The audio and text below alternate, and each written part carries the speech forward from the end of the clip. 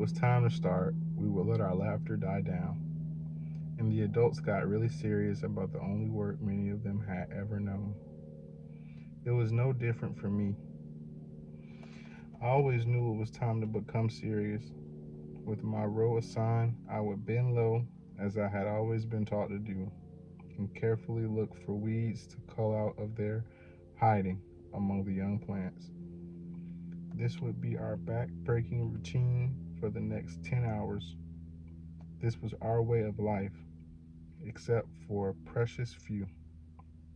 All of the people in our small community made their living from doing field work.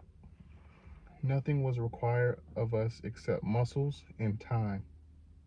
No thinking, no planning, no creativity, just the rhythms of tending to cotton that had been part of Delta life for generations. However, that hot day in June, I broke with tradition. I did not catch Mr. Walter's truck. I had a job. Working in the fields was never called a job. It was just what we had to do. Upon hearing of my great luck, the older people who knew me expressed their pride and their expectations. That'll be good for the boy. Cleve will teach him something. Show hope he can hold out, though. My being able to leave the fields bodied well with them, but they knew Uncle Cleve's reputation for hard work. Some of my young friends teased me about my job because Uncle Cleve was known as a no nonsense man, a man who barely ever smiled. I didn't care. I wanted that job. I was tired of field work.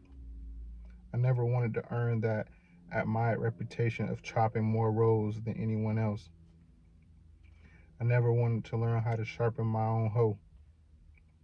Even though I was born into that world, I always wanted something better. I didn't know what better would look like.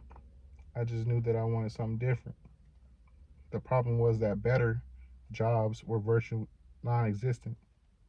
That is, until the job at the ice house opened up for me. I couldn't wait to be out of the scorching sun. For me, Uncle Cleve's reputation as something of a taskmaster was no impediment. Hard work didn't scare me. Ma P had raised me, after all. She even made up work for me to do when none really existed. No matter how hard or no nonsense he may have ever really been, working for Uncle Cleve in the ice house had to be much better than the fields. He lived in our neighborhood and was subject to the same social restrictions as the rest of us. I don't know much about this Uncle Cleve's early life, where he was born, or the personal hardships that he may have encountered along the way. I just knew he came from the Coldwater, Mississippi. I am sure, though, that he never went beyond the grade school, if that.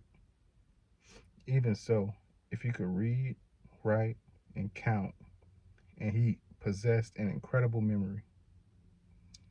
All of this and more came to light as I spent time in his presence.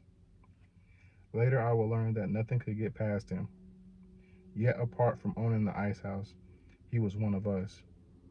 He lived in our neighborhood and was subject to the same social restrictions as the rest of us. He had no special gifts. He had no access to wealth. He was not related to the special people, but he stood out from all of us. In our world, where over 90% of our adult population worked in the cotton fields, he was among the few who dared to count down his own dream as worthy of being pursued. He was among the few who dared down to count down his own dream as worthy of being pursued.